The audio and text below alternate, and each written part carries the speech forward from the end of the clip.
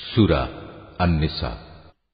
বিসমিল্লাহির রহমানির রহিম। রহমান রহিম আল্লাহ তাআলার নামে। মানুষ, তোমরা তোমাদের মালিককে ভয় করো, যিনি তোমাদের একটি মাত্র ব্যক্তি সত্তা থেকে সৃষ্টি করেছেন। অতঃপর তিনি তা থেকে তার জুড়ি পয়দা করেছেন। এরপর তিনি তাদের এই আদি জুড়ি থেকে বহু সংখ্যক নরনারী দুনিয়ায় চারিদিকে ছড়িয়ে দিয়েছেন। হে মানুষ, তোমরা ভয় করো আল্লাহ তাআলাকে, যার পবিত্র নামে তোমরা একে অপরের কাছে অধিকার ও পাওনা দাবি করো, এবং সৃষ্টিতত্ত্বের উৎস গর্ভধারিণী মাকে সম্মান করো। অবশ্যই আল্লাহ তাআলা তোমাদের উপর তীক্ষ্ণ দৃষ্টি রেখে চলেছেন। এতিমদের ধন সম্পদ তাদের কাছে দিয়ে দাও। তাদের ভালো জিনিসের সাথে নিজেদের খারাপ জিনিসের বদল করো না। তাদের সম্পদ সমূহ কখনো নিজেদের মালের সাথে মিলিয়ে হজম করে নিও না। এটা আসলেই একটা জঘন্য পাপ। আর যদি তোমাদের এই আশঙ্কা থাকে যে তোমরা এতিম মহিলাদের মাঝে ন্যায় বিচার করতে পারবে না, তাহলে সাধারণ নারীদের মাঝ থেকে তোমাদের যাদের ভালো লাগে তাদের 2 জন, 3 জন কিংবা 4 জনকে বিয়ে করে নাও। কিন্তু যদি তোমাদের এই ভয় হয় যে তোমরা একের অধিক হলে তাদের মাঝে ইনসাফ করতে পারবে না, তাহলে তোমাদের জন্য একজনই যথেষ্ট, কিংবা যে তোমাদের অধিকারভুক্ত তাদেরই যথেষ্ট মনে করে নাও। মনে রেখো, যৌনতার সীমা লঙ্ঘন থেকে বেঁচে থাকার জন্য এটাই হচ্ছে উত্তম ও সহজতর পন্থা। নারীদের তাদের মোহরানার অঙ্ক একান্ত খুশি মনে তাদের মালিকানায় দিয়ে দাও। অতঃপর তারা যদি নিজেদের মনের খুশিতে এর কিছু অংশ তোমাদের ছেড়ে দেয়, তাহলে তোমরা তা খুশি মনে ভোগ করতে পারো। আল্লাহ তাআলা তোমাদের যে সম্পদকে দুনিয়ায় তোমাদের প্রতিষ্ঠা লাভের উপকরণ হিসেবে বানিয়ে দিয়েছেন, তা এই নির্বোধ লোকেদের হাতে ছেড়ে দিও না। অবশ্যই এ থেকে তাদের খাওয়ার ব্যবস্থা করবে, তাদের পোশাক সরবরাহ করবে, সর্বোপরি তাদের সাথে ভালো কথা বলবে। এতিমদের প্রতি লক্ষ্য রাখতে হবে যতক্ষণ না তারা বিয়ের বয়স পর্যন্ত পৌঁছে। অতঃপর যদি তোমরা তাদের মধ্যে সম্পদ পরিচালনার যোগ্যতা অনুভব করতে পারো, তাহলে তাদের ধন সম্পদ তাদের হাতে তুলে দেবে। তাদের এই ধন সম্পদ তাদের বড় হবার আগে তাড়াহুড়ো করে হজম করে ফেলো না। এতিমদের পৃষ্ঠপোষক যদি সম্পদশালী হয়, তাহলে সে যেন এই বাড়াবাড়ি থেকে বেঁচে থাকে। তবে হ্যাঁ, যদি সে পৃষ্ঠপোষক গরিব হয়, তাহলে সমাজের প্রচলিত নিয়ম অনুযায়ী সে যেন তা থেকে নিজের পারিশ্রমিক গ্রহণ করে। যখন তোমরা তাদের ধন সম্পদ তাদের ফিরিয়ে দেবে, তখন তাদের উপর সাক্ষী রেখো, যদিও হিসাব গ্রহণের জন্য আল্লাহ তাআলাই যথেষ্ট।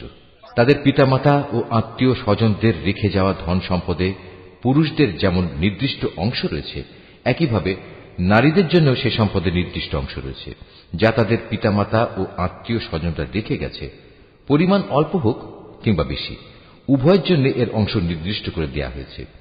মৃত ব্যক্তির সম্পদ বন্টনের সময় যখন তার আপনজন, এতিম ও মিসকিনরা সেখানে এসে হাজির হয়, তখন তা থেকে তাদেরও কিছু দেবে এবং তাদের সাথে সুন্দরভাবে কথা বলবে।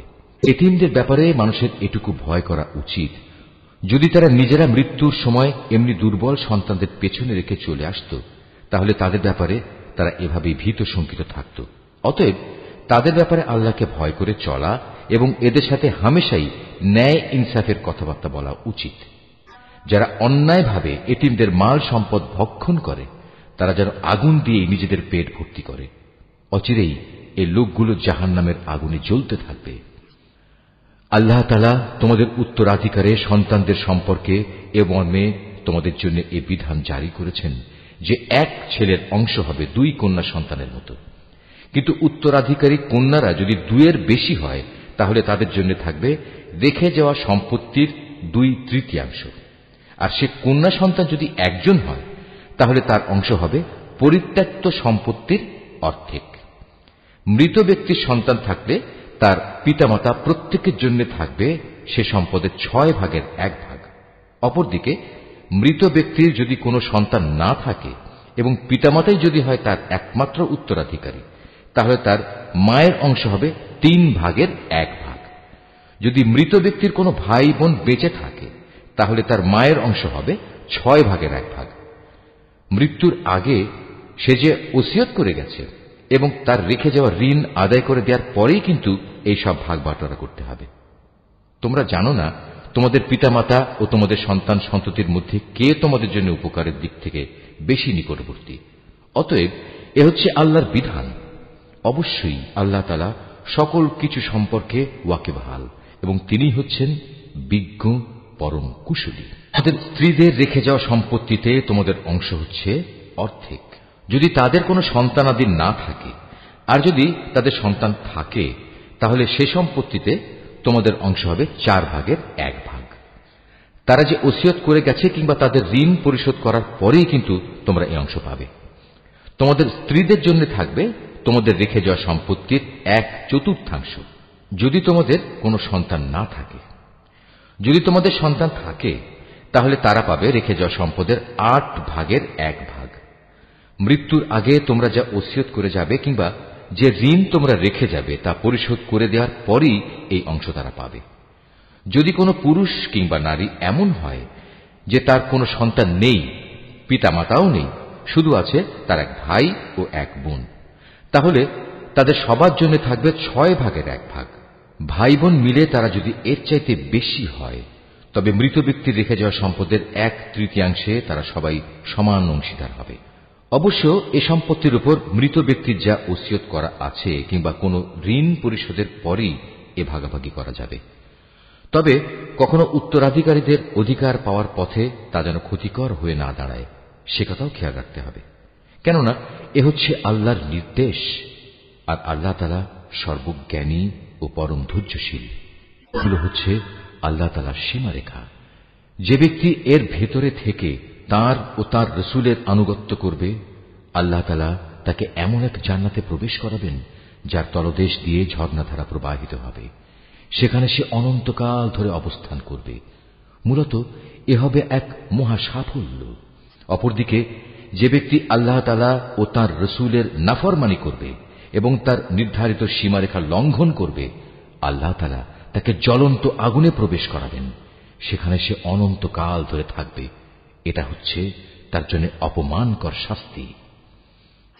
তোমাদের নারীদের মধ্যে যারা ব্যভিচারের দুষ্কর্ম নিয়ে আসবে তাদের বিচারের উপর তোমরা নিজেদের মধ্যে থেকে 4 জন সাক্ষী জোগাড় করবে।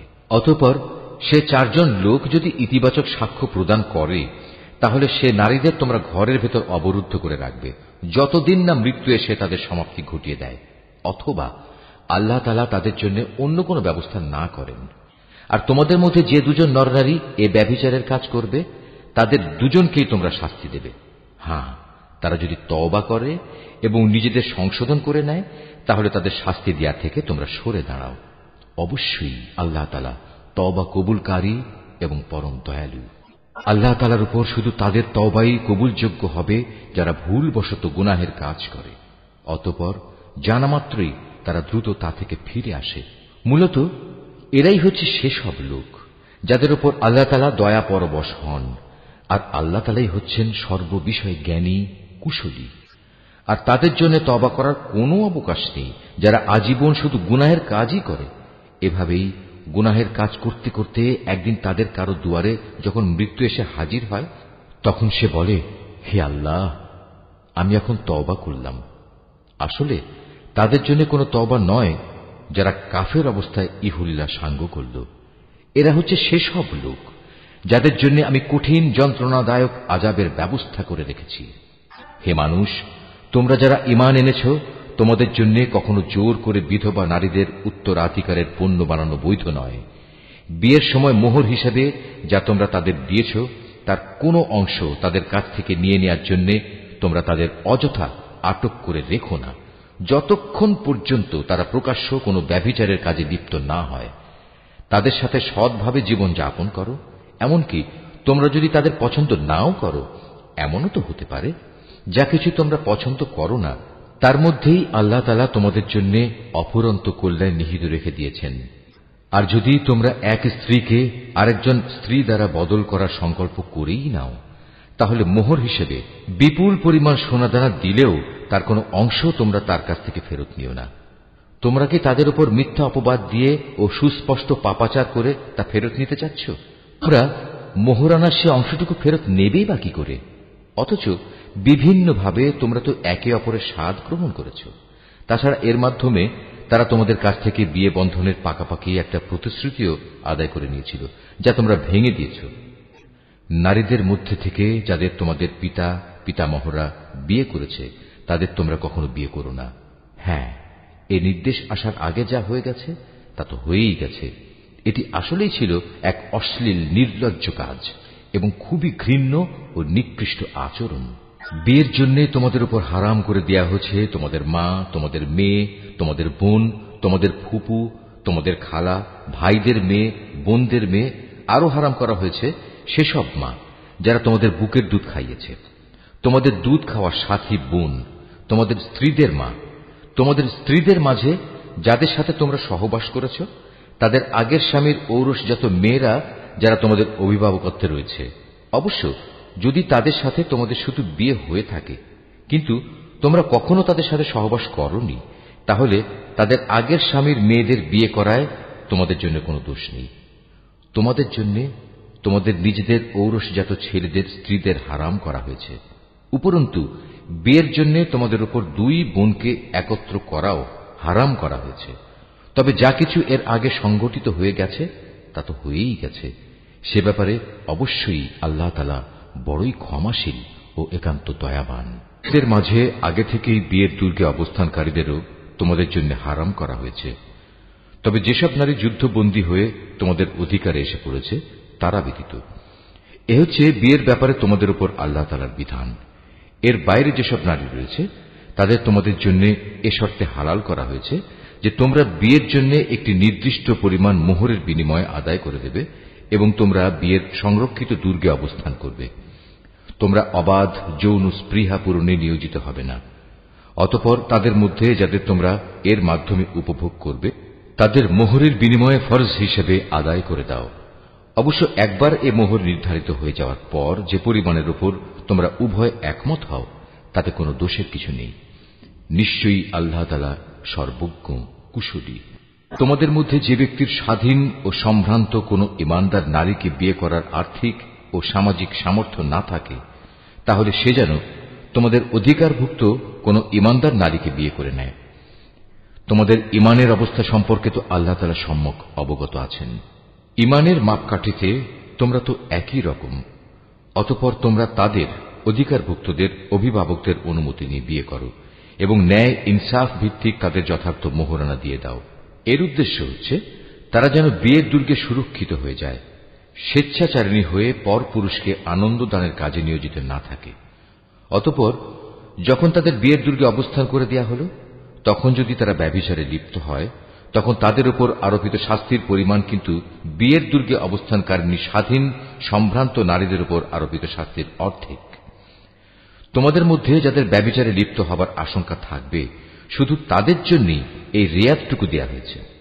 কিন্তু তোমরা যদি ধৈর্য ধারণ করতে পারো অবশ্যই তা তোমাদের জন্য কল্যাণকর এবং আল্লাহ তাআলা একান্ত ক্ষমা পরায়ণ ও পরম দয়ালু।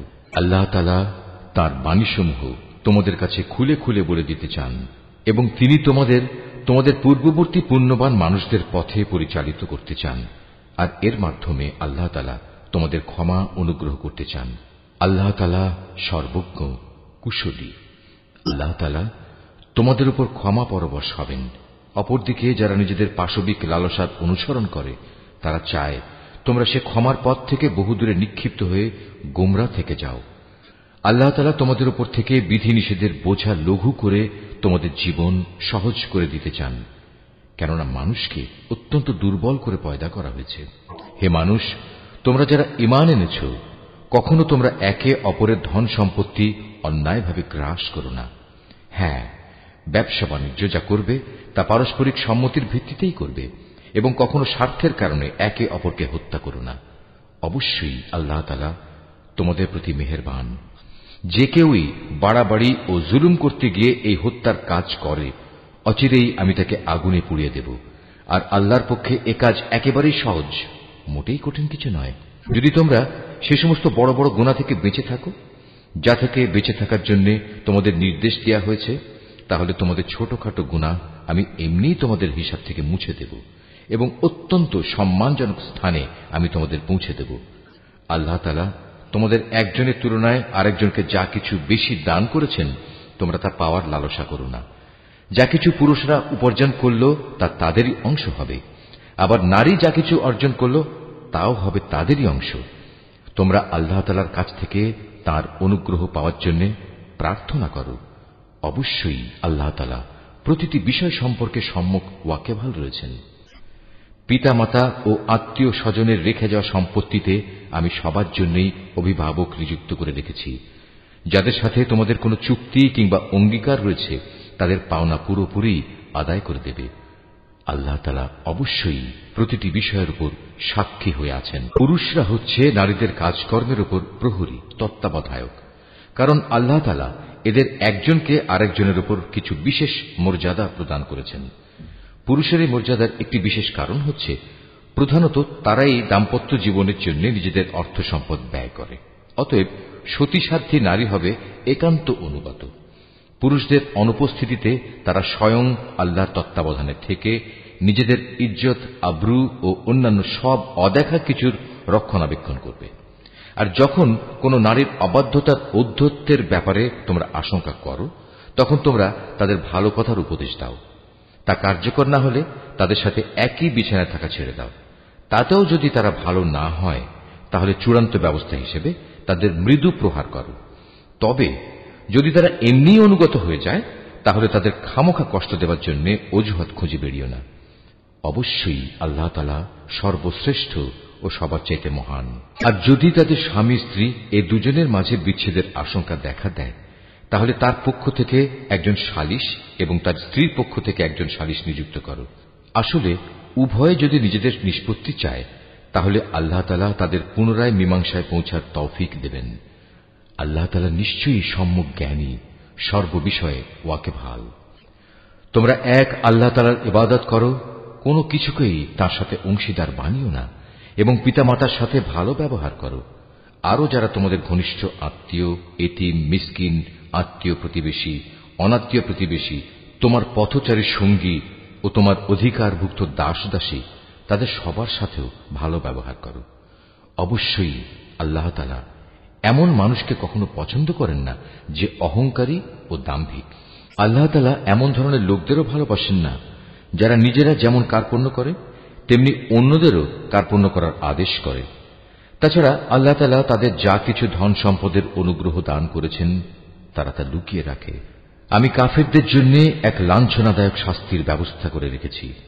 আল্লাহ তাআলা তাদেরও পছন্দ করেন না যারা লোক দেখানোর উদ্দেশ্যে নিজেদের ধন সম্পদ ব্যয় করে। তারা আল্লাহ তাআলা এবং শেষ বিচারের দিনকেও বিশ্বাস করে না। আর শয়তান যদি কোনো ব্যক্তির সাথী হয়, তাহলে বুঝতে হবে সে বড়ই খারাপ সাথী পেল। দুর্যোগ তাদের উপর দিয়ে বয়ে যেত যদি তারা শয়তানকে সাথী বানানোর বদলে আল্লাহ তাআলার উপর ঈমান আনত এবং ঈমান আনত পরকাল দিবসের উপর। সর্বোপরি আল্লাহ তাআলা তাদের যা কিছু দান করেছেন তা থেকে তারা খরচ করত। বস্তুত আল্লাহ তাআলা তাদের কাজকর্ম সম্পর্কে ভালোভাবেই ওয়াকিবহাল রয়েছেন। আল্লাহ তাআলা কার উপর এক বিন্দু পরিমাণও জুলুম করেন না, বরং তিনি তো এত দয়ালু যে নেকির কাজ যদি একটি হয় তবে তিনি তার পরিমাণ দ্বিগুণ করে দেন এবং এর সাথে তিনি নিজ থেকেও বড় কিছু পুরস্কার যোগ করেন। সেদিন তাদের অবস্থাটা কেমন হবে যখন আমি প্রত্যেক উম্মতের কাজে সাক্ষী হিসেবে তাদের নবীকে এনে হাজির করব, এবং হে মুহাম্মদ, এদের সবার কাছে সাক্ষী হিসেবে আমি সেদিন তোমাকে নিয়ে আসব। সেদিন যারা আল্লাহ তাআলাকে অস্বীকার করেছে এবং তার রাসূলের বিরুদ্ধে আচরণ করেছে, তারা কামনা করবে মাটি যদি তাদের নিজেদের সাথে মিশে একাকার হয়ে যেত। কারণ সেদিন কোনো মানুষ কোনো কথাই মহাবিচারক আল্লাহ তাআলার কাছ থেকে গোপন করতে পারবে না। হে ঈমানদাররা, তোমরা কখনো নেশাগ্রস্ত অবস্থায় নামাজের কাছে যেও না, যতক্ষণ পর্যন্ত তোমরা এতটুকু নিশ্চিত না হবে যে তোমরা যা কিছু বলছো তা তোমরা ঠিক ঠিক জানতে বুঝতে পারছ। আবার অপবিত্র অবস্থায়ও নামাজের কাছে যেও না, যতক্ষণ না তোমরা পুরোপুরিভাবে গোসল সেরে নেবে। তবে পথচারী অবস্থায় থাকলে তা ভিন্ন কথা। আর যদি তোমরা অসুস্থ হয়ে পড়ো অথবা প্রবাসে থাকো, কিংবা তোমাদের কেউ যদি পায়খানা থেকে ফিরে আসো, অথবা তোমরা যদি দৈহিক মিলনের সাথে নারী স্পর্শ করো, তাহলে পানি দিয়ে নিজেদের পরিষ্কার করে নেবে। তবে যদি এসব অবস্থায় পানি নাই পাও, তাহলে পবিত্র মাটি দিয়ে তায়াম্মুম করে নেবে, এবং তার পদ্ধতি হচ্ছে তা দিয়ে তোমাদের মুখমণ্ডল ও তোমাদের হাত মাসেহ করে নেবে। অবশ্যই আল্লাহ তাআলা গুনাহ মার্জনাকারী, পরম ক্ষমাশীল। হে নবী, তুমি কি তাদের অবস্থা দেখোনি যাদের আসমানি গ্রন্থের সামান্য একটা অংশ দেয়া হয়েছিল, কিন্তু তারা গুমরাহির পথই কিনে নিচ্ছে। তারা তো তোমাদেরও পথভ্রষ্ট করে দিতে চায়। তোমাদের দুশমনদের আল্লাহ তাআলা ভালো করে জানেন। অভিভাবক হিসেবে যেমন আল্লাহ তাআলা যথেষ্ট, তেমনি সাহায্যকারী হিসেবেও আল্লাহ তাআলাই যথেষ্ট। ইহুদি জাতির মধ্যে কিছু লোক এমন আছে যারা রসুলের কথাগুলো মূল অর্থের স্থান থেকে সরিয়ে বিকৃত করে দেয় এবং তারা বলে, আমরা শুনলাম এবং সাথে সাথে অমান্যও করলাম। আবার বলে, আমাদের কথা শুনুন। আসলে ইসলামী জীবন বিধানে অপবাদ দানের উদ্দেশ্যে নিজেদের জিহ্বাকে কুঞ্চিত করে এরা বলে, হে নবী, আপনি শুনুন। সাথে সাথেই বলে, আপনার শ্রবণ শক্তি রহিত হয়ে যাক। অথচ এসব কথা না বলে তারা যদি বলতো, হে নবী, আমরা আপনার কথা শুনলাম এবং তা মেনে নিলাম এবং আপনি আমাদের কথা শুনুন, আমাদের প্রতি লক্ষ্য করুন, তাহলে এ বিষয়টা তাদের জন্য কতই না ভালো হতো। তাই হতো বরং তাদের জন্য সঙ্গত। কিন্তু সত্য অস্বীকার করার কারণে তাদের উপর আল্লাহ তাআলা অভিশাপ দিয়েছেন। অতঃপর তাদের সামান্য কিছু লোকই মাত্র ঈমান এনে থাকে। মানুষেরা, যাদের কিতাব দেয়া হয়েছে, তোমরা সেই গ্রন্থের উপর ঈমান আনো যা আমি মুহাম্মাদের উপর নাজিল করেছি। এ হচ্ছে এমন এক কিতাব যা তোমাদের কাছে মজুদ পূর্ববর্তী কিতাবের সত্যতা স্বীকার করে। ঈমান আনো সে সময় আসার আগে যখন আমি পাপিষ্ঠদের চেহারাসমূহ বিকৃত করে তাকে উল্টো দিকে ঘুরিয়ে দেব, অথবা ইহুদিদের পবিত্র দিন শনিবারের অবমাননাকারীদের প্রতি আমি যেভাবে অভিশাপ নাজিল করেছি, তেমনি কোন বড় বিপর্যয় আসার আগে ঈমান আনো। আর আল্লাহ তাআলার হুকুম সে তো অবধারিত।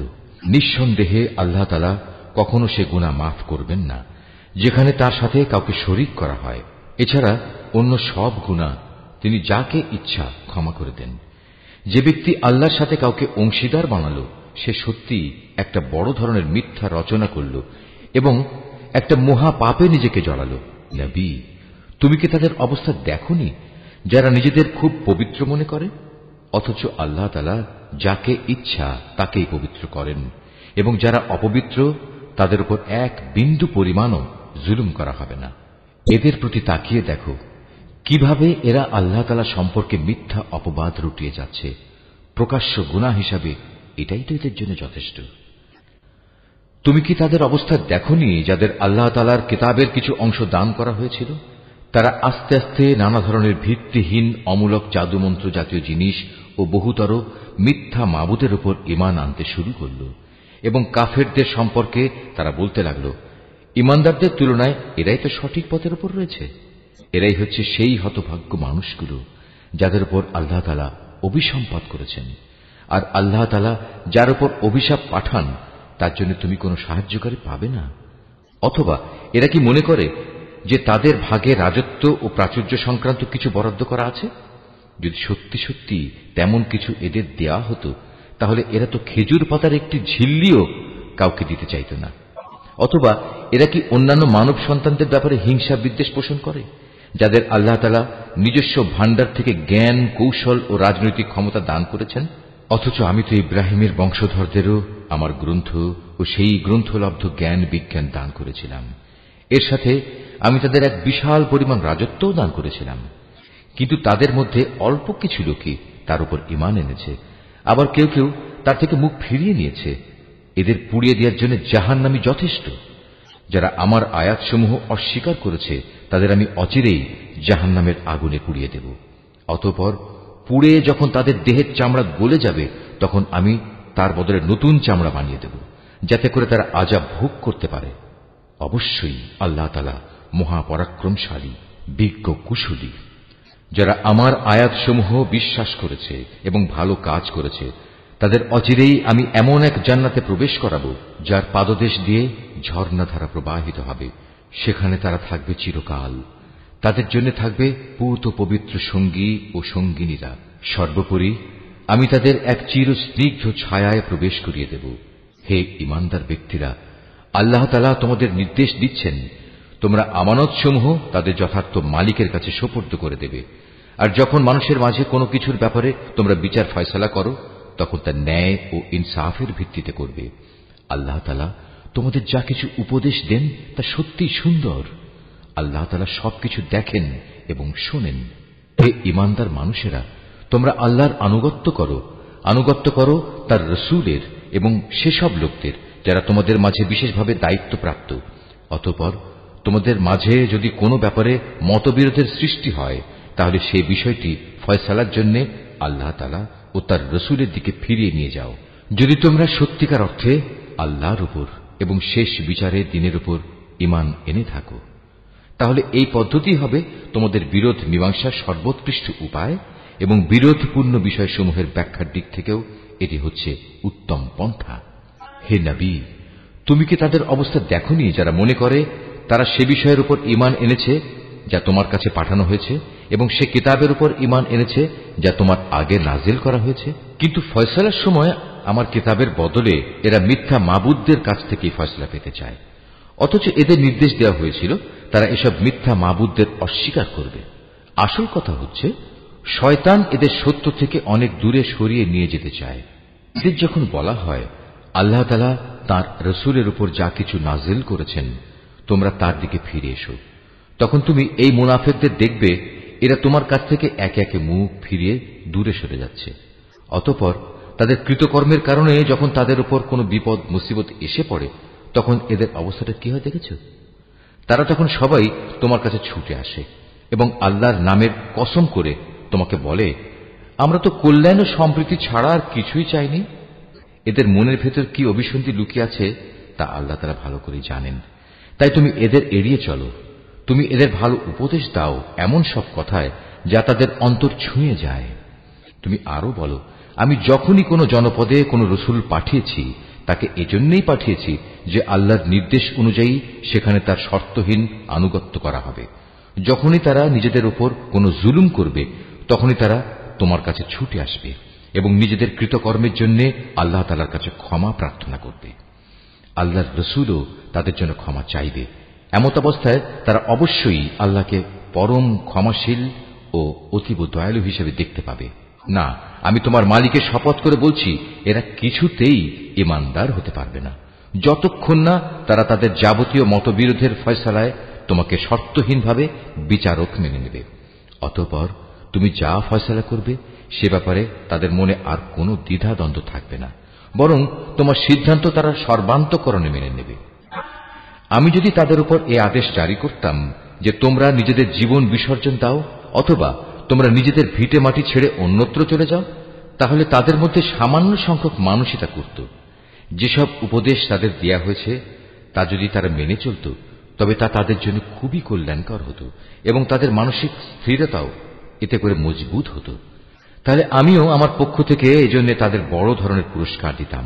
উপরন্তু আমি তাদের সরল পথও দেখিয়ে দিতাম।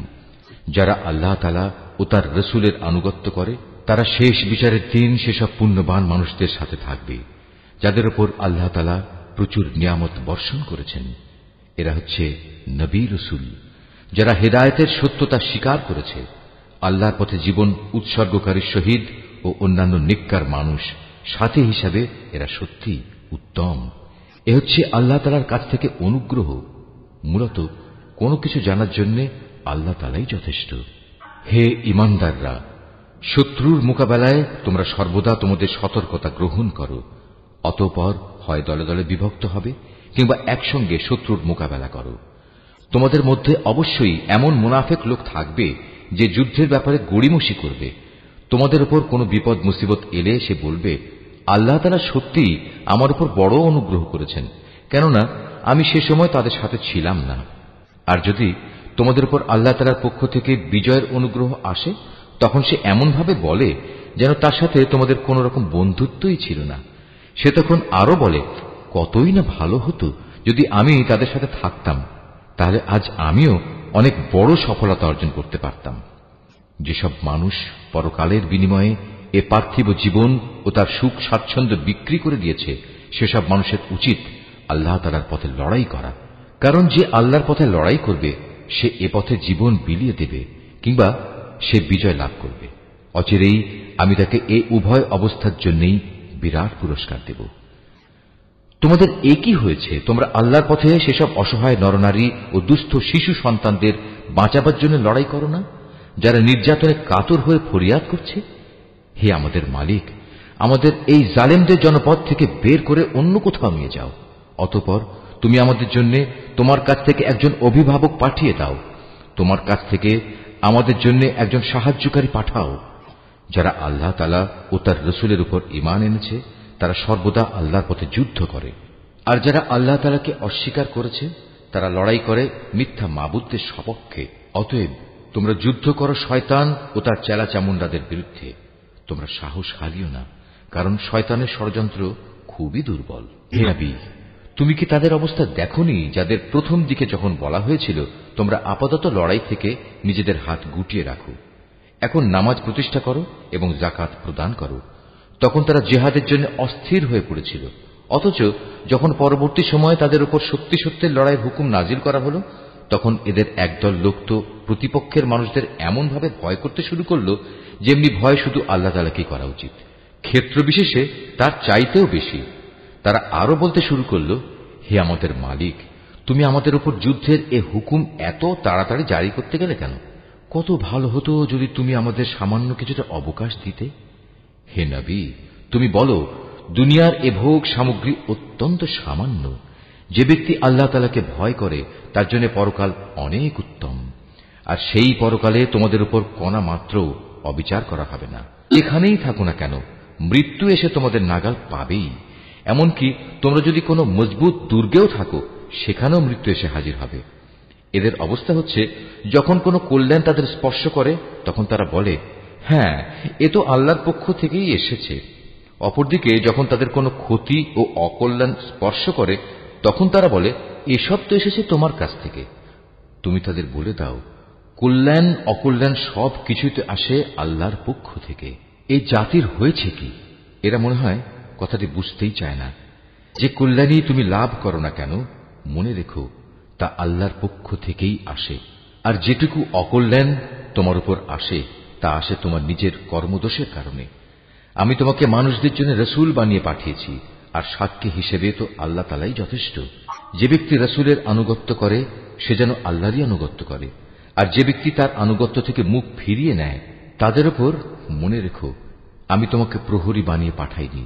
তারা মুখে মুখে বলে, আমরা তোমার আনুগত্য স্বীকার করি, কিন্তু তারা যখন তোমার কাছ থেকে দূরে সরে যায় তখন তাদের একদল লোক রাতের অন্ধকার সময়ে একত্রিত হয়ে ঠিক তুমি যা বলো তার বিরুদ্ধেই সলা পরামর্শ করে বেড়ায়।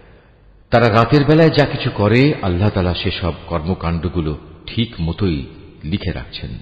অতএব তুমি এদের উপেক্ষা করে চলো এবং সর্ববিষয়ে শুধু আল্লাহ তাআলার উপরই ভরসা রাখো। অভিভাবক হিসেবে তো আল্লাহ তাআলাই যথেষ্ট। এরা কি কোরআন ও তার সূত্র নিয়ে চিন্তা গবেষণা করে না? এই গ্রন্থটা যদি আল্লাহ তাআলা ছাড়া অন্য কারো কাছ থেকে আসত তাহলে তাতে অবশ্যই তারা অনেক গরমিল দেখতে পেত। এদের কাছে যখনই নিরাপত্তা কিংবা ভয়ের কোনো খবর আসে তখন সত্য মিথ্যা না জেনেই এরা তা প্রচার করে বেড়ায়। অথচ তারা যদি এ জাতীয় খবর আল্লাহর রসুল এবং তাদের দায়িত্বপ্রাপ্ত ব্যক্তিকে জানিয়ে দিত তাহলে এমন সব লোকেরা তা জানতে পারত যারা তাদের মধ্যে থেকে সেই খবরের যথার্থতা যাচাই করতে পারত। যদি তোমাদের উপর আল্লাহর অনুগ্রহ না থাকত তাহলে এ প্রচারণার ফলে হাতে গোনা কিছু লোক ছাড়া তোমাদের অধিকাংশ লোকই শয়তানের অনুসারী হয়ে যেত। অতএব হে নবী, তুমি আল্লাহর পথে লড়াই করো, কেননা তোমাকে শুধু তোমার কাজকর্মের জন্যই দায়ী করা হবে এবং তুমি তোমার সাথী মোমেনদের আল্লাহ তাআলার পথে লড়াই করতে উদ্বুদ্ধ করতে থাকো। আল্লাহ তাআলা হয়তো অচিরেই এই কাফেরদের শক্তি চূর্ণ বিচূর্ণ করে দেবেন, কারণ আল্লাহ তাআলা শক্তিতে প্রবলতর, আবার শাস্তি দানেও তিনি কঠোরতর। যদি তার জন্য কোনো ব্যক্তি কোনো ভালো কাজে সুপারিশ করে তাহলে তাতে অবশ্যই তার অংশ থাকবে, আবার যে ব্যক্তি কোনো অন্যায় কাজের ব্যাপারে সুপারিশ করবে তাহলে তার সৃষ্ট অকল্যাণেও তার সমপরিমাণ অংশ থাকবে। আল্লাহ তাআলাই তোমাদের সব ধরনের কাজের একক নিয়ন্ত্রণকারী। যখন তোমাদের সালাম দ্বারা অভিবাদন জানানো হয় তখন তোমরা তার চাইতেও উত্তম পন্থায় তার জবাব দাও। উত্তম ভাবে না হলেও কমপক্ষে যতটুকু সে দিয়েছে ততটুকুই ফেরত দাও। অবশ্যই আল্লাহ তাআলা সব কিছুর পুঙ্খানুপুঙ্খ হিসাব রাখেন। আল্লাহ তাআলা এক মহান সত্তা, তিনি ছাড়া দ্বিতীয় কোনো মাবুদ নেই। অবশ্যই তিনি তোমাদের কিয়ামতের দিন এক জায়গায় জড়ো করবেন। সেদিনের ব্যাপারে কোনো রকম সন্দেহ নেই। আর এমন কে আছে যে আল্লাহ তাআলার চাইতে বেশি সত্য কথা বলতে পারে? এ কি হলো তোমাদের? তোমরা মুনাফিকদের ব্যাপারে দুদলে বিভক্ত হয়ে গেলে, বিশেষ করে যখন স্বয়ং আল্লাহ তাআলাই তাদের কৃতকর্মের জন্য তাদের উপর অভিশাপ নাজিল করেছেন। আল্লাহ তাআলা যাদের পথভ্রষ্ট করে দিয়েছেন, তোমরা কি তাদের সঠিক পথে আনতে চাও? বস্তুত আল্লাহ তাআলা যাকে পথভ্রষ্ট করেন তার জন্য তুমি কোনো পথে খুঁজে পাবে না। তারা তো এটাই কামনা করে যে তারা যেভাবে কুফরি করেছে তোমরাও তেমনি কুফরি করো, তাহলে তোমরা উভয়ে একই রকম হয়ে যেতে পারো। কাজেই তুমি তাদের মধ্যে থেকে কাউকেও নিজের বন্ধুরূপে গ্রহণ করো না, যতক্ষণ না তারা আল্লাহ তাআলার পথে নিজেদের ভিটে মাটি ছেড়ে ঈমানের প্রমাণ না দেবে। আর যদি তারা হিজরতের এ কাজটি না করে, তাহলে তোমরা তাদের যেখানেই পাবে গ্রেফতার করবে এবং যুদ্ধরত শত্রুদের সহযোগিতা করার জন্য তাদের হত্যা করবে। আর কোনো অবস্থায় তাদের মধ্যে থেকে কাউকে তোমরা বন্ধু ও সাহায্যকারী হিসেবে গ্রহণ করো না। তাদের কথা আলাদা যারা তোমাদের সাথে চুক্তিবদ্ধ কোনো একটি সম্প্রদায়ের সাথে এসে মিলিত হবে। আবার তাদের ব্যাপারও নয় যারা তোমাদের সামনে এমন মানসিক অবস্থা নিয়ে আসে যে মূলত তাদের অন্তর তোমাদের সাথে যেমনি লড়াই করতে বাধা দেয়, তেমনি নিজেদের জাতির বিরুদ্ধেও তাদের লড়াই করতে বাধা দেয়। অপরদিকে আল্লাহ তাআলা যদি চাইতেন, তিনি তোমাদের উপর এদের ক্ষমতাবান করে দিতে পারতেন। তেমন অবস্থায় তারা অবশ্যই তোমাদের সাথে লড়াই করত। অতএব এরা যদি তোমাদের কাছ থেকে আলাদা হয়ে যায়, ময়দানের লড়াই থেকে বিরত থাকে এবং তোমাদের কাছে শান্তি ও সন্ধির প্রস্তাব পাঠায়, তাহলে তাদের বিরুদ্ধে অভিযানের কোন পন্থাই আল্লাহ তাআলা তোমাদের জন্য উন্মুক্ত রাখেননি। এই মুনাফিকদের মাঝে তোমরা এমন আরেক দল পাবে যারা তোমাদের দিক থেকে যেমন শান্তি ও নিরাপত্তা পেতে চায়, তেমনি তারা তাদের নিজেদের জাতির কাছ থেকেও নিরাপত্তা ও নিশ্চয়তা পেতে চায়। কিন্তু এদের যখনই কোনো বিপর্যয় সৃষ্টির কাজের দিকে ডাক দেয়া হবে, তখন সাথে সাথেই এরা তোমাদের বিরুদ্ধে ঝাঁপিয়ে পড়বে। এরা যদি সত্যিই তোমাদের সাথে যুদ্ধ করা থেকে সরে না দাঁড়ায় এবং কোনো শান্তি ও সন্ধি প্রস্তাব তোমাদের কাছে পেশ না করে এবং নিজেদের অস্ত্র সংবরণ না করে, তাহলে তাদের তোমরা যেখানেই পাবে গ্রেফতার করবে এবং চরম বিদ্রোহের জন্য তাদের তোমরা হত্যা করবে। মূলত এরাই হচ্ছে সেসব লোক যাদের উপর আমি তোমাদের সুস্পষ্ট ক্ষমতা দান করেছি। এটা কোনো ইমানদার ব্যক্তির কাজ নয় যে সে আরেকজন ইমানদার ব্যক্তিকে হত্যা করবে। অবশ্য ভুলবশত করে ফেললে তা সম্পূর্ণ ভিন্ন কথা। যদি কোনো ইমানদার ব্যক্তি আরেকজন ইমানদার ব্যক্তিকে ভুল করে হত্যা করে, তাহলে তার বিনিময় হচ্ছে সে একজন দাস মুক্ত করে দেবে এবং তার সাথে নিহত ব্যক্তির পরিবার পরিজনকে তার রক্তের ন্যায়সঙ্গত মূল্য পরিশোধ করে দেবে। তবে নিহত ব্যক্তির পরিবারের লোকেরা যদি রক্তমূল্য মাফ করে দেয়, তবে তা স্বতন্ত্র কথা। এই নিহত ইমানদার ব্যক্তি যদি এমন কোন জাতির বা গোত্রের লোক হয় যারা তোমাদের শত্রু, তাহলে তার বিনিময় হবে শুধু একজন মোমেন দাসের মুক্তি। অপরদিকে নিহত ব্যক্তি যদি এমন এক সম্প্রদায়ের কেউ হয়ে থাকে যাদের সাথে তোমাদের কোনো সন্ধি চুক্তি বলবৎ আছে, তবে তার রক্তের মূল্য আদায় করা ও একজন ইমানদার দাসের মুক্তিও অপরিহার্য। যে ব্যক্তি মুক্ত করার জন্য কোনো দাস পাবে না, তার বিধান হচ্ছে ক্রমাগত 2 মাসের রোজা রাখা। এ হচ্ছে আল্লাহ তাআলার পক্ষ থেকে মানুষের তওবা কবুল করানোর ব্যবস্থা মাত্র। বস্তুত আল্লাহ তাআলা সর্বজ্ঞ, কুশলী। যে ব্যক্তি ইচ্ছাকৃতভাবে কোনো ইমানদার ব্যক্তিকে হত্যা করবে, তার শাস্তি হচ্ছে জাহান্নাম। সেখানে সে অনন্তকাল ধরে পড়ে থাকবে। আল্লাহ তাআলা তার উপর ভয়ানক রুষ্ট, তাকে তিনি লানত দেন। আল্লাহ তাআলা তার জন্য যন্ত্রণাদায়ক আযাব প্রস্তুত করে রেখেছেন। এই ইমানদার ব্যক্তিরা, তোমরা যখন আল্লাহ তাআলার পথে জিহাদের রাস্তায় বের হবে, তখন বিচার বুদ্ধি প্রয়োগ করবে। কোন ব্যক্তি কিংবা সম্প্রদায় যখন তোমাদের সামনে শান্তি ও সন্ধির প্রস্তাব পেশ করে, তখন কিছু বৈষয়িক ধন সম্পদের প্রত্যাশায় তাকে তোমরা বলো না যে না, তুমি ইমানদার নও। আসলে আল্লাহ তাআলার কাছে অনায়াসলভ্য সম্পদ প্রচুর রয়েছে, সম্পদের প্রচুর ভাণ্ডার পড়ে আছে। আগে তোমরাও ছিলে এমনি, অতঃপর আল্লাহ তাআলা তোমাদের উপর অনুগ্রহ করেছেন। কাজেই তোমরা বিষয়টি যাচাই বাছাই করে নিও। তোমরা যা কিছুই করো, আল্লাহ তাআলা সে ব্যাপারে সম্যক অবগত আছেন। মোমেনদের মাঝে যারা কোন রকম শারীরিক পঙ্গুত্ব ও অক্ষমতা না থাকা সত্ত্বেও বসে থেকেছে, আর যারা নিজেদের জান ও মাল দিয়ে আল্লাহ তাআলার পথে জিহাদে অবতীর্ণ হয়েছে, এরা উভয়ে কখনো সমান নয়। ঘরে বসে থাকা লোকদের তুলনায় ময়দানের মুজাহিদদের, যারা নিজেদের জান মাল দিয়ে আল্লাহ তাআলার পথে জিহাদ করেছে, আল্লাহ তাআলা তাদের উঁচু মর্যাদা দান করেছেন।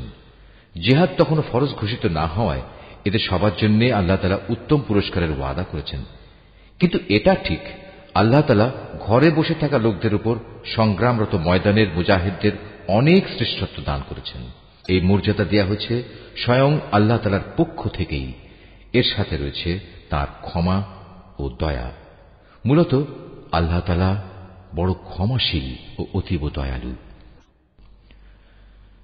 যারা নিজেদের উপর জুলুম করেছিল তাদের প্রাণ কেড়ে নেওয়ার সময় মওতের ফেরেশতারা যখন তাদের জিজ্ঞেস করবে, বলতো এর আগে সেখানে তোমরা কিভাবে ছিলে? তারা বলবে, আমরা দুনিয়ায় দুর্বল ও অক্ষম ছিলাম। ফেরেশতারা বলবে, কেন তোমাদের জন্য আল্লাহর এই জমিন কি প্রশস্ত ছিল না? তোমরা ইচ্ছে করলে যেখানে চলে যেতে পারতে। আসলে এরা হচ্ছে অপরাধী। এরা হচ্ছে সেসব লোক যাদের আবাসস্থল হচ্ছে জাহান্নাম, আর তা কত নিকৃষ্টতম আবাস। তবে সেসব নারী পুরুষ ও শিশু সন্তান যাদের হিজরত করার মতো শারীরিক শক্তি ছিল না, কোথাও যাওয়ার কোনো উপকরণ ছিল না, তাদের কথা আলাদা। এরা হচ্ছে সেসব মানুষ আল্লাহ তাআলা সম্ভবত যাদের মাফ করে দেবেন। অবশ্যই আল্লাহ তাআলা গুনাহ মোচনকারী ও পরম ক্ষমাশীল। আর যে কেউই আল্লাহ তাআলার পথে হিজরত করবে সে অচিরেই আল্লাহ তাআলার জমিনে প্রশস্ত জায়গা ও অগণিত ধন সম্পদ পেয়ে যাবে। যখন কোনো ব্যক্তি আল্লাহ তাআলা ও তার রাসূলের উদ্দেশ্যে হিজরত করার জন্য নিজ বাড়ি থেকে বের হয় এবং এমতাবস্থায় মৃত্যু এসে তাকে গ্রাস করে নেয়, তাহলে তার সে অপূর্ণ হিজরতের পুরস্কার দেওয়ার দায়িত্ব আল্লাহ তাআলার উপর। আল্লাহ তাআলা বড় ক্ষমাশীল ও পরম দয়ালু। তোমরা যখন সফরে বের হবে তখন তোমাদের যদি এ আশঙ্কা থাকে যে কাফেররা নামাজের সময় আক্রমণ করে তোমাদের বিপদগ্রস্ত করে ফেলবে, তাহলে সে অবস্থায় তোমরা যদি তোমাদের নামাজ সংক্ষিপ্ত করে নাও তাতে তোমাদের কোনোই দোষ নেই। নিঃসন্দেহে কাফেররা হচ্ছে তোমাদের প্রকাশ্যতম দুশমন।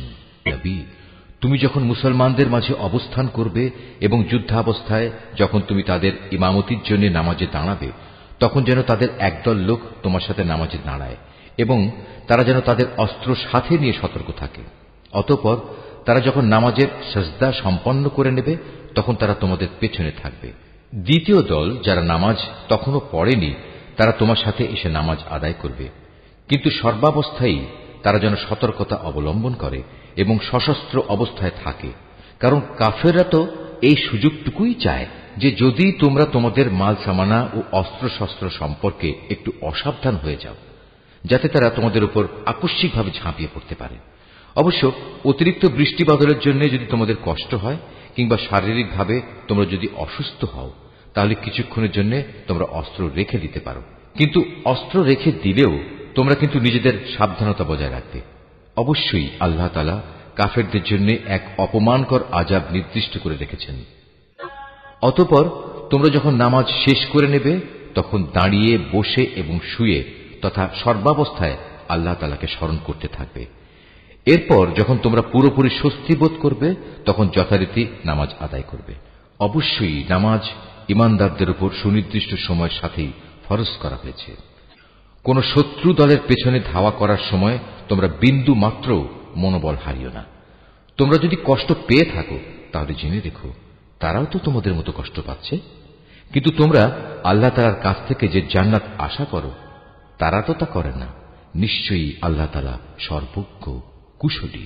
অবশ্যই আমি সত্য দ্বীনের সাথে তোমার উপর এ গ্রন্থ নাজিল করেছি, যাতে করে আল্লাহ তাআলা তোমাকে যা জ্ঞানের আলো দেখিয়েছেন তার আলোকে তুমি মানুষদের বিচার মীমাংসা করতে পারো। তবে বিচার ফয়সালার সময় তুমি কখনো বিশ্বাসঘাতকদের পক্ষে তর্ক করো না। তুমি আল্লাহ তাআলার কাছে ক্ষমা প্রার্থনা করো। অবশ্যই আল্লাহ তাআলা বড় ক্ষমাশীল ও পরম দয়ালু। যারা নিজেদের সাথে বিশ্বাসঘাতকতা করে তুমি কখনো এমন সব লোকের পক্ষে কথা বলো না, কেননা আল্লাহ তাআলা এই পাপিষ্ঠ বিশ্বাসঘাতকদের কখনো পছন্দ করেন না। এরা মানুষদের কাছ থেকে নিজেদের কর্ম লুকিয়ে রাখতে চায়, কিন্তু আল্লাহ তাআলার কাছ থেকে তারা কিছুই লুকোতে পারবে না। আল্লাহ তাআলা তো হচ্ছেন সেই মহান সত্তা যিনি রাতের অন্ধকারে তিনি যেসব কথা বা কাজ পছন্দ করেন না এমন সব বিষয়ে যখন এরা সলা পরামর্শ করে তখনও তিনি তাদের সাথেই থাকেন। এরা যা কিছু করে তা সম্পূর্ণ আল্লাহ তাআলার জ্ঞানের পরিধির আওতাধীন। হ্যাঁ, এরাই হচ্ছে সেসব লোক যাদের সঠিক ঘটনা না জানার কারণে দুনিয়ার জীবনে তোমরা যাদের পক্ষে তর্ক করেছ, কিন্তু কিয়ামতের দিনে আল্লাহ তাআলার সামনে কে তাদের পক্ষে কথা বলবে, কিংবা সেদিন কে তাদের উপর অভিভাবক হবে? যে ব্যক্তি গুনাহের কাজ করে অথবা গুনাহ করে নিজের উপর নিজেই অবিচার করে, অতঃপর এজন্য যখন সে আল্লাহ তাআলার কাছে ক্ষমা প্রার্থনা করে, তখন সে অবশ্যই আল্লাহ তাআলাকে পরম ক্ষমাশীল ও অতীব দয়ালু হিসাবে পাবে। যে ব্যক্তি কোনো গুনাহের কাজ করল, সে কিন্তু এর দ্বারা নিজেই নিজের ক্ষতি সাধন করল। আল্লাহ তাআলা সবকিছুই জানেন, তিনি কুশলী। যে ব্যক্তি একটি অন্যায় কিংবা পাপ কাজ করল, কিন্তু সে দোষ চাপিয়ে দিল একজন নির্দোষ ব্যক্তির ওপর, এ কাজের ফলে সে প্রকারান্তরে সাংঘাতিক একটা অপবাদ ও জঘন্য গুনাহের বোঝা নিজের ঘাড়ে উঠিয়ে নিল। এ পরিস্থিতিতে যদি তোমার উপর আল্লাহ তাআলার অনুগ্রহ ও দয়া না থাকত, তাহলে এদের একদল লোক তো তোমাকে প্রায় ভুল পথে পরিচালিত করেই ফেলেছিল। যদিও তারা এই আচরণ দিয়ে তাদের নিজেদের ছাড়া অন্য কাউকেই পথভ্রষ্ট করতে পারছিল না। অবশ্য তাদের এই প্রতারণামূলক কাজ দ্বারা তারা তোমার কোনোই ক্ষতি সাধন করতে সক্ষম হতো না, কারণ আল্লাহ তাআলা তাঁর গ্রন্থ ও সে গ্রন্থলব্ধ কলা কৌশল তোমার উপর নাজিল করেছেন, এবং তিনি তোমাকে এমন সবকিছুর জ্ঞান শিক্ষা দিয়েছেন যা আগে তোমার জানা ছিল না। তোমার উপর আল্লাহ তাআলার অনুগ্রহ ছিল অনেক বড়।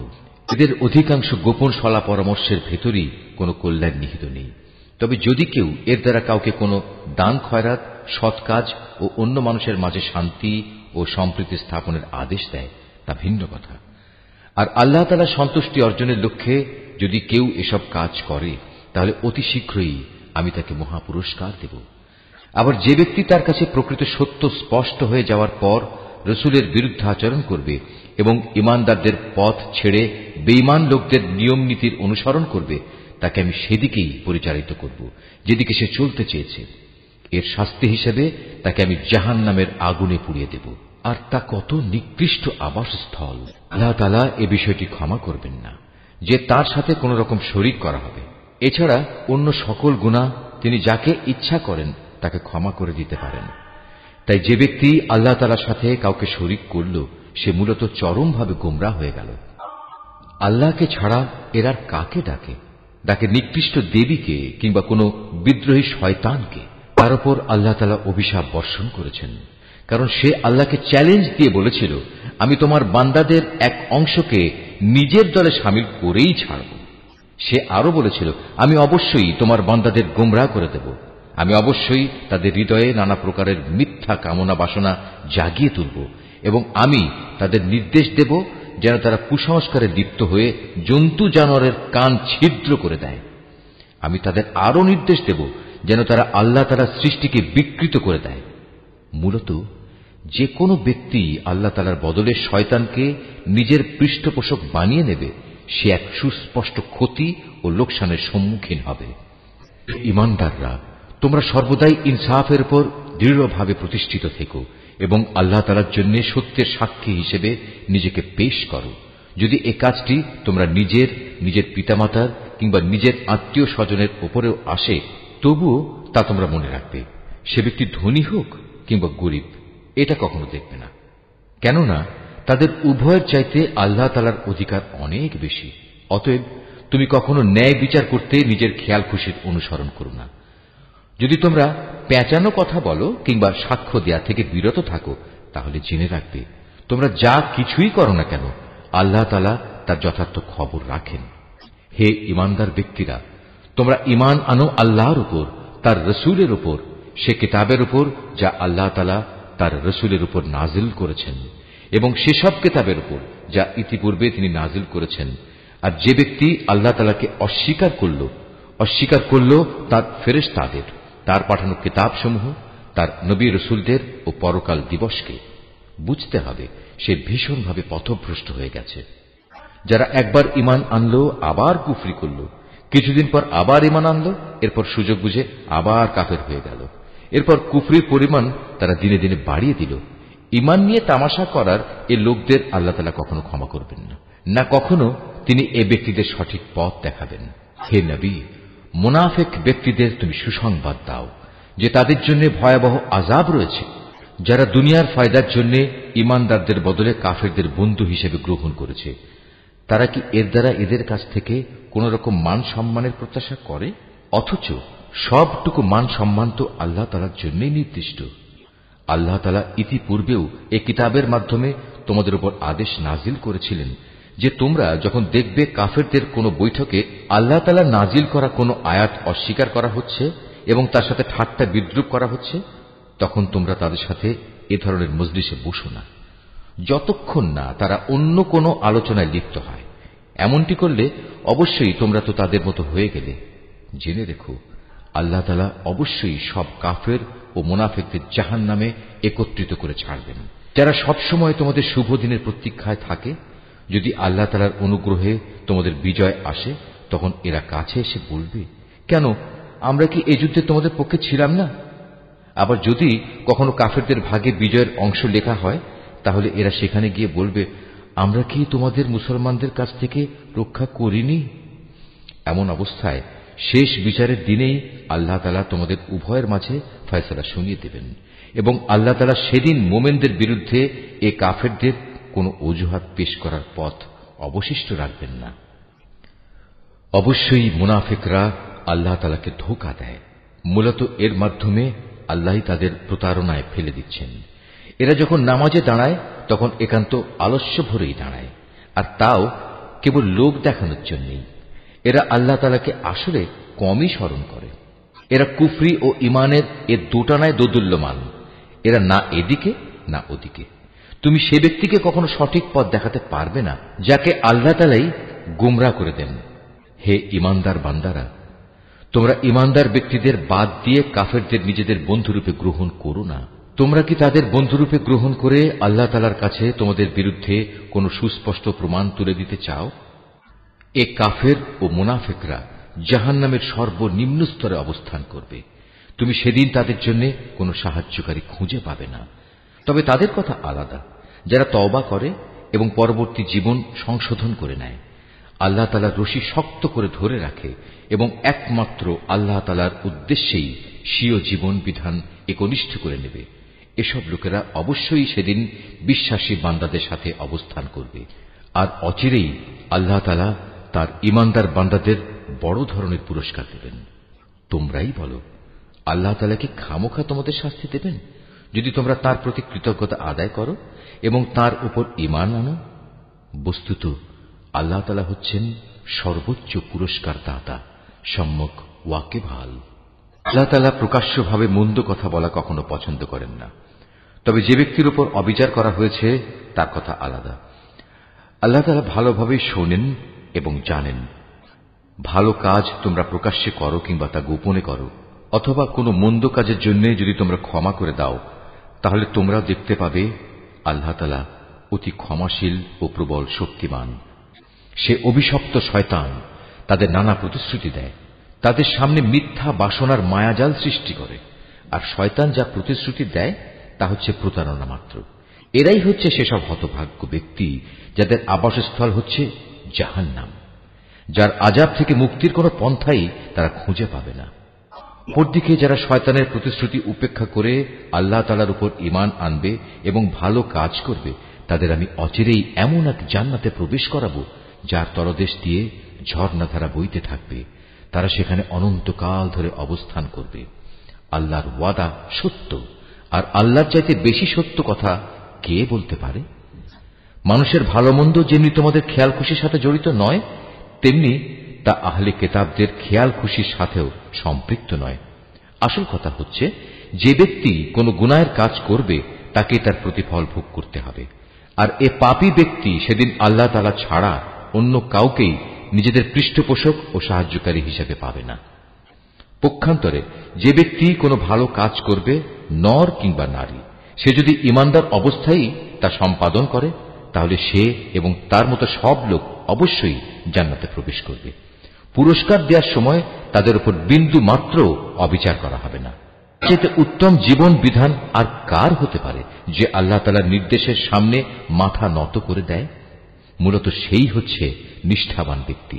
তদুপরি সে নিষ্ঠার সাথে ইব্রাহিমের আদর্শ মেনে চলে। আর আল্লাহ তাআলা ইব্রাহিমকে স্বীয় বন্ধুরূপে গ্রহণ করেছেন। আসমান ও জমিনে যা কিছু আছে তার সবকিছুই আল্লাহ তাআলার জন্য, আর আল্লাহ তাআলা তাঁর ক্ষমতা দিয়ে সবকিছুই পরিবেষ্টন করে আছেন। হে নবী, তারা তোমার কাছে নারীদের ব্যাপারে সিদ্ধান্ত জানতে চায়। তুমি তাদের বলো, আল্লাহ তাআলা তাদের ব্যাপারে তোমাদের জানিয়ে দিচ্ছেন তা সেই এতিম নারীদের সম্পর্কিত ব্যাপার, আর এই কিতাব থেকে যা কিছু তোমাদের উপর পঠিত হচ্ছে। আল্লাহ তাআলা তাদের জন্য যেসব অধিকার দান করেছেন যা তোমরা আদায় করতে চাও না, অথচ তোমরা তাদের বিয়ে ঠিকই করতে চাও। অসহায় শিশু সন্তান ও এতিমদের ব্যাপারে তোমাদের বলা হচ্ছে তোমরা যেন সুবিচার কায়েম করো। তোমরা যেটুকু সৎ কাজই করো, আল্লাহ তাআলা তার সবকিছু সম্পর্কেই সম্যকভাবে অবহিত রয়েছেন। যদি কোনো স্ত্রীলোক তার স্বামীর কাছ থেকে দুর্ব্যবহার কিংবা অবজ্ঞার আশঙ্কা করে, তাহলে সে অবস্থায় পারস্পরিক ভালোর জন্য আপোষ নিষ্পত্তি করে নিলে তাদের উপর এতে কোনো দোষ নেই, কারণ সর্বাবস্থায় আপোষ মীমাংসার পন্থাই হচ্ছে উত্তম পন্থা। কিন্তু সমস্যা হচ্ছে মানুষ আপোষ করতে গেলে লালসার দিকেই বেশি পরিমাণে ধাবিত হয়ে পড়ে। কিন্তু তোমরা যদি সততার পন্থা অবলম্বন করো এবং শয়তানের কাছ থেকে নিজেকে রক্ষা করো, তাহলে সেটাই তোমাদের জন্য ভালো, কারণ আল্লাহ তাআলা তোমাদের সব কর্মকাণ্ড অবলোকন করে থাকেন। তোমরা কখনো একাধিক স্ত্রীদের মাঝে ইনসাফ করতে পারবে না, যদিও মনে প্রাণে তোমরা তা চাইবে। তাই তাদের একজনের দিকে তুমি এমন ভাবে ঝুঁকে পড়ো না যে দেখে মনে হবে আরেকজনকে ঝুলন্ত অবস্থায় রেখে দিয়েছ। তোমরা যদি সংশোধনের চেষ্টা করো এবং আল্লাহ তাআলাকে ভয় করো, তাহলে তুমি দেখবে আল্লাহ তাআলা অতি ক্ষমাশীল ও পরম দয়ালু। অতঃপর যদি সত্যি সত্যি তারা একে অপরের কাছ থেকে বিচ্ছিন্ন হয়ে যায়, তাহলে আল্লাহ তাআলা তার ভাণ্ডার থেকে দান করে তাদের সবাইকে পারস্পরিক মুখাপেক্ষিতা থেকে রেহাই দেবেন। আল্লাহ তাআলা নিঃসন্দেহে প্রাচুর্যময় ও প্রশংসাভাজন। আসমান জমিনে যা কিছু আছে সবই আল্লাহ তাআলার জন্য। তোমাদের আগেও যাদের কাছে কিতাব নাজিল করা হয়েছিল তাদের আমি এই নির্দেশ দিয়েছিলাম যেন তারা আল্লাহ তাআলাকে ভয় করে। আমি তোমাদেরও নির্দেশ দিচ্ছি। আর যদি তোমরা আল্লাহকে অস্বীকার করো, তাহলে জেনে রেখো আকাশ পাতালে যা কিছু আছে সবকিছুই তো আল্লাহ তাআলার জন্য। আল্লাহ তাআলা বেনিয়াজ, সব প্রশংসা তাঁরই প্রাপ্য। অবশ্যই আসমান জমিনের সব কয়টি জিনিসের মালিকানা তাঁর। যাবতীয় কর্ম সম্পাদনে আল্লাহ তাআলাই যথেষ্ট। হে মানুষ, তিনি চাইলে যে কোনো সময় জমিনের কর্তৃত্ব থেকে তোমাদের অপসারণ করে অন্য কোন সম্প্রদায়কে এনে বসিয়ে দিতে পারেন। এ কাজে তিনি অবশ্যই ক্ষমতাবান। তোমাদের মধ্যে যে ব্যক্তি এ দুনিয়াতেই তার পুরস্কার পেতে চায়, তার জেনে রাখা উচিত আল্লাহ তাআলার কাছে তো ইহকাল পরকাল এ উভয় কালের পুরস্কারই রয়েছে। আল্লাহ তাআলা তো সবকিছু শোনেন এবং সবকিছুই দেখেন। যারা আল্লাহ তাআলা ও তার রসুলদের অবিশ্বাস করে এবং আল্লাহ তাআলা ও রসুলদের মাঝে এই বলে একটা পার্থক্য করতে চায় যে আমরা রসুলদের কয়েকজনকে স্বীকার করি আবার কয়েকজনকে অস্বীকার করি, এর দ্বারা আসলে এরা নিজেদের জন্য একটা মাঝামাঝি রাস্তা বের করে নিতে চায়। এরাই হচ্ছে সত্যিকারের কাফের। আর আমি এ কাফেরদের জন্যই নির্দিষ্ট করে রেখেছি এক চরম লাঞ্ছনাদায়ক শাস্তি।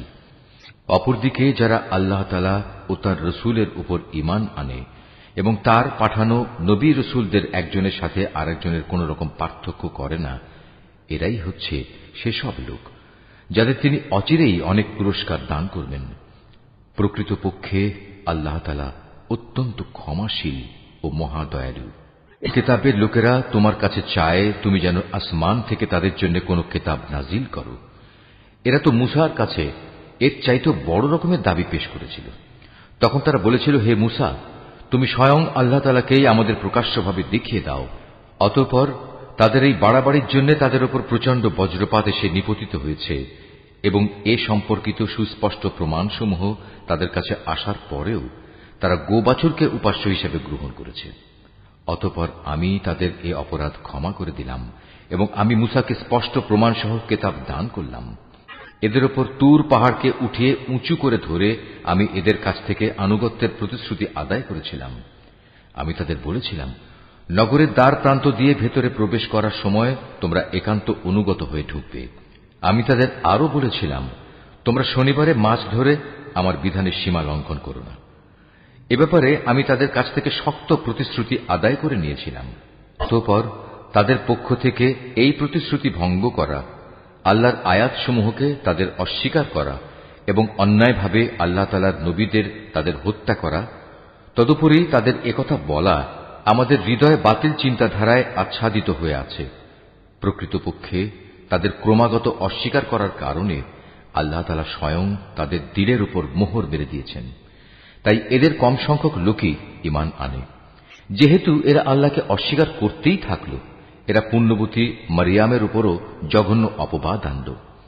তাদের এই মিথ্যা উক্তি যে আমরা অবশ্যই মারিয়ামের পুত্র ঈসাকে হত্যা করেছি, যিনি ছিলেন আল্লাহর রসূল। যদিও আসল ঘটনা হচ্ছে তারা কখনোই তাকে হত্যা করেনি, তারা তাকে শূলবিদ্ধও করেনি।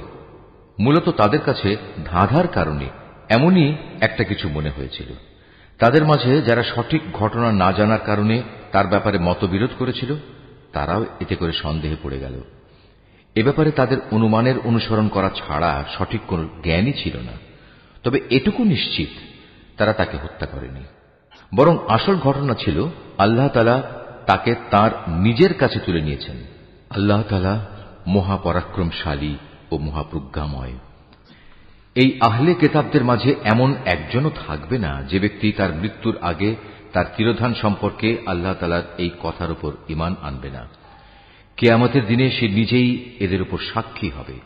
ইহুদিদের বাড়াবাড়ি ও সীমা লঙ্ঘনমূলক আচরণের জন্য এমন অনেক পবিত্র জিনিসও আমি তাদের জন্য হারাম করে দিয়েছিলাম, যেটা তাদের জন্য আগে হালাল ছিল। এটা এই কারণে যে এরা বহু মানুষকে আল্লাহ তাআলার পথ থেকে বিরত রেখেছে। যেহেতু এরা লেনদেনে সুদ গ্রহণ করে, অথচ এদের তা থেকে সুস্পষ্টভাবে নিষেধ করা হয়েছিল, এবং এরা অন্যের মাল সম্পদ ধোঁকা প্রতারণার মাধ্যমে গ্রাস করে। তাদের মধ্যে এসব অপরাধে লিপ্ত কাফেরদের জন্য আমি তাই কঠিন আযাব নির্দিষ্ট করে রেখেছি। কিন্তু তাদের মধ্যে যাদের আবার জ্ঞানের গভীরতা রয়েছে, তারা এবং এমন সব ঈমানদার যারা তোমার উপর যা কিছু নাজিল হয়েছে তার উপর বিশ্বাস করে, সাথে সাথে তোমার পূর্ববর্তী নবী ও রসুলদের উপর যা নাজিল হয়েছে তার উপরও বিশ্বাস করে, নামাজ প্রতিষ্ঠা করে, যাকাত আদায় করে, সর্বোপরি আল্লাহ তাআলা ও শেষ দিনের উপর ঈমান আনে। মূলত এরাই হচ্ছে সেসব সৌভাগ্যবান মানুষ যাদের অচিরেই আমি মহাপুরস্কার দেব।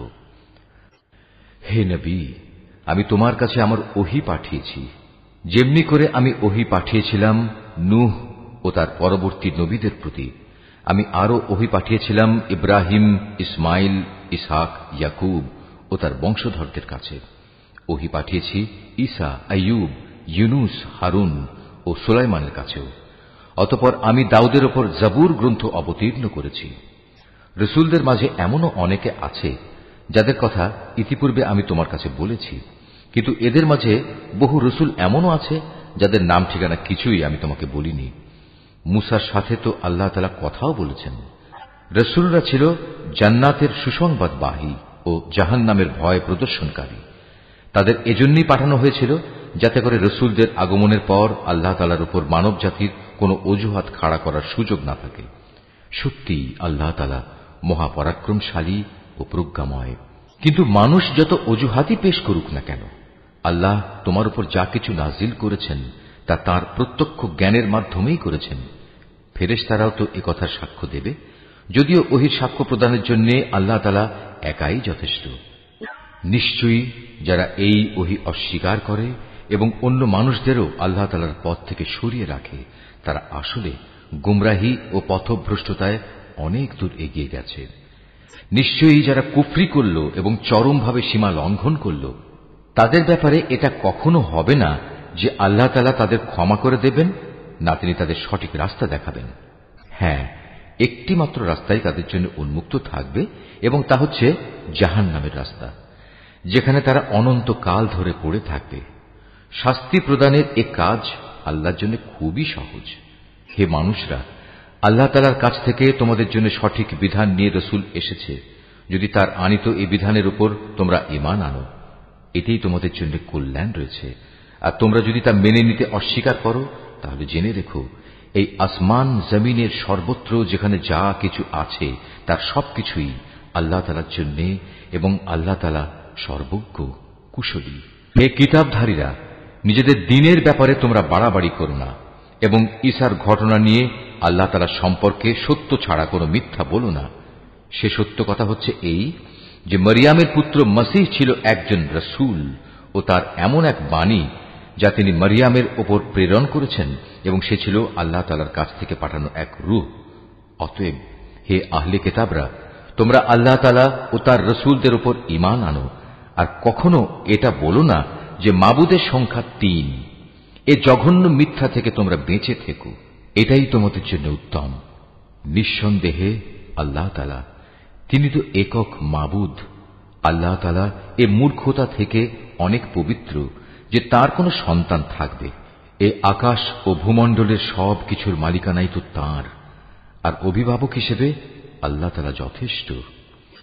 ঈসা মসীহ কখনো এতে বিন্দু মাত্র নিজেকে হেয় মনে করেননি যে সে নিজে আল্লাহ তাআলার বান্দা। আল্লাহ তাআলার একান্ত ঘনিষ্ঠ ফেরেশতারাও একে লজ্জাকর মনে করেনি। কোন ব্যক্তি যদি আল্লাহ তাআলার বন্দিগি করা সত্যি লজ্জাকর বিষয় মনে করে এবং এটা ভেবে সে অহংকার করে, তার জানা উচিত অচিরেই আল্লাহ তাআলা এদের সকলকে তাঁর সামনে একত্রিত করে দণ্ডাজ্ঞা দান করবেন। যেসব মানুষ আল্লাহ তাআলার উপর ঈমান এনেছে এবং ভালো কাজ করেছে, সেদিন তিনি তাদের এর জন্য পুরোপুরি পুরস্কার দেবেন। আল্লাহ তাআলা তাঁর একান্ত অনুগ্রহ থেকে তাদের পাওনা আরো বাড়িয়ে দেবেন। অপরদিকে যারা আল্লাহ তাআলার বিধান মেনে নেয়া লজ্জাজনক কিছু মনে করল এবং অহংকার করল, তাদের সবাইকেই আল্লাহ তাআলা কঠোর শাস্তি দান করবেন। সেদিন তারা আল্লাহকে ছাড়া দ্বিতীয় কোনো অভিভাবক ও সাহায্যকারী পাবে না। হে মানুষ, তোমাদের মালিকের কাছ থেকে তোমাদের কাছে একটি উজ্জ্বল প্রমাণ এসেছে এবং আমি তোমাদের কাছে উজ্জ্বল জ্যোতি নাজিল করেছি। অতঃপর যারা সে জ্যোতি দিয়ে ঈমান আনল এবং তাকে শক্ত করে আঁকড়ে ধরল, আল্লাহ তাআলা তাদের অচিরেই তাঁর অফুরন্ত দয়া ও অনুগ্রহে জান্নাতে প্রবেশ করাবেন এবং তাদের তিনি সঠিক পথে পরিচালিত করবেন। হে নবী, তারা তোমার কাছে বিভিন্ন বিষয়ে ফতোয়া জানতে চায়। তুমি বলো, আল্লাহ তাআলা সে ব্যক্তির উত্তরাধিকার সংক্রান্ত ব্যাপারে তোমাদের তার সিদ্ধান্ত জানাচ্ছেন, যার মাতা পিতা কেউই নেই, আবার তার নিজেরও কোনো সন্তান নেই। এ ধরনের কোনো ব্যক্তি যদি মারা যায় এবং সে ব্যক্তি যদি সন্তানহীন হয় এবং তার একটি বোন থাকে, তাহলে সে বোনটি সে মৃত ব্যক্তির পরিত্যক্ত সম্পত্তির অর্ধাংশের মালিক হবে।